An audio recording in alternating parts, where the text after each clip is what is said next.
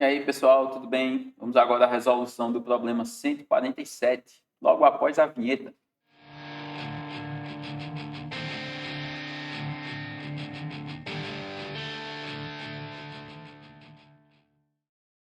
Bem, o problema nos diz o seguinte: num certo momento de um jogo digital, a tela apresenta a imagem apresentada na figura.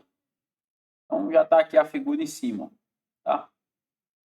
E tem bastante informação, né? Vamos ler um pouco mais. O ponto Q1 representa a posição de um jogador que está com a bola. E os pontos Q2 até Q6 também indicam posições de jogadores da mesma equipe. E os pontos A e B indicam os dois pés da trave mais próximos deles. Então vamos lá voltar na figura. Q1, onde tem esse ângulozinho amarelo, está com a bola. E todos os outros jogadores aqui também são jogadores do mesmo time. E ali a B são as traves daquele gol.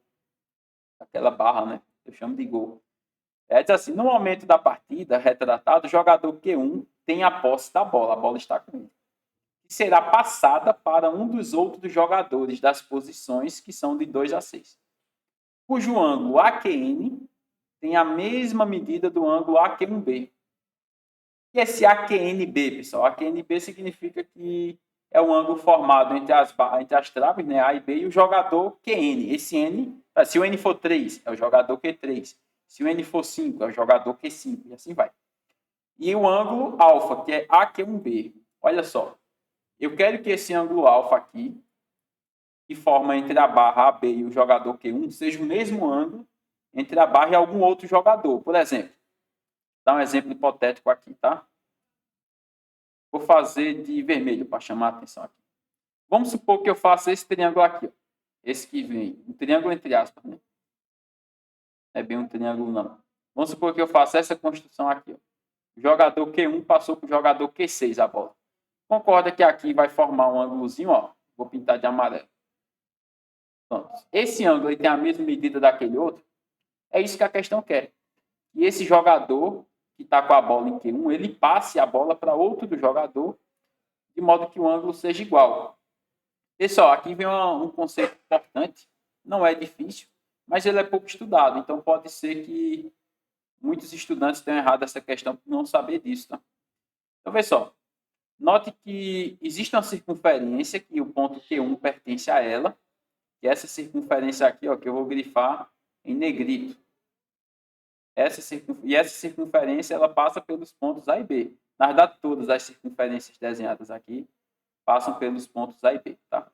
Então, note que o ponto Q1 é um ponto dessa circunferência e os pontos A e B também pertencem, só que estão lá do outro lado. E a gente tem essa situação aqui, concorda? Esse ângulo Q1, ele é um ângulo, eu vou fazer aqui de amarelo, ele é um ângulo chamado de ângulo inscrito na circunferência. O que é um ângulo inscrito? É um ângulo que está na própria circunferência. Existe uma propriedade, você não precisa conhecer isso, eu estou só tentando explicar um pouco melhor a questão. Existe uma propriedade que afirma que esse ângulo inscrito ele vai ter a metade da medida do arco aqui. Ó. Então, por exemplo, se esse arco ele mede, sei lá, 50 graus, então significa que aquele ângulo alfa é 25. Então, qual vai ser outro ponto que tenha o mesmo ângulo? É se eu pegar qualquer outro ponto que esteja na mesma circunferência. Se eu pegar esse ponto P aqui, eu vou ligar de vermelho agora, tá? Para ficar mais claro. Se eu pego aquele ponto P e eu faço essa ligação aqui assim, ó, note que o ponto P está gerando aqui o mesmo arco, que é o arco AB.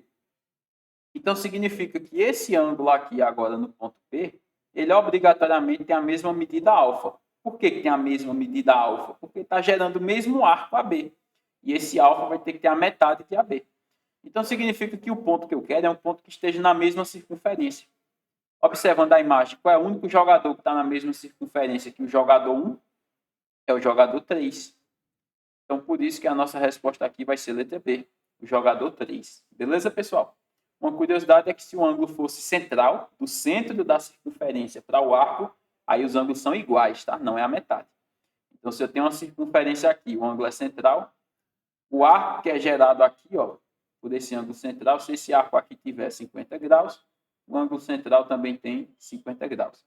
Se o ângulo for inscrito, que é aqui mais para trás, na circunferência, aí ele vai ter a metade. No caso aqui, 25 graus. Beleza? Então é isso. Qualquer dúvida, posta aí nos comentários, tá? Valeu e até a próxima questão. Um abraço.